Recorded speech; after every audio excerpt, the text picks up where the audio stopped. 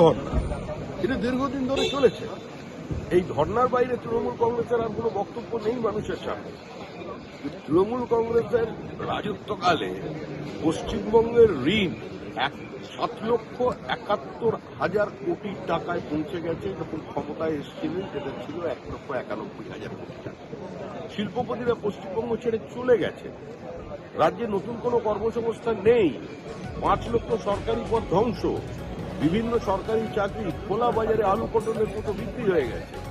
প্রধানমন্ত্রী তো বলেছিলেন যে দু তরফের সেক্রেটারিয়েট নিয়ে একটা বৈঠক হবে এবং তাতে সমস্যার সমাধান হবে। কিন্তু তৃণমূলের ঘোষিত এজেন্ডা টাকা নেব, এটা আমার অধিকারের মধ্যে পড়ে, কিন্তু হিসাব দেওয়া আমাদের অভ্যাসের মধ্যে নেই। সেই কারণেই আজকে প্রান্তিক মানুষ বঞ্চিত হচ্ছেন, ফান্ড যাচ্ছে না। আর অনেক টাকা তো যাচ্ছে, সেগুলো খরচ করতে পারছেন না। জল জীবন মিশন অর্ধেক টাকাও খরচা করতে পারে।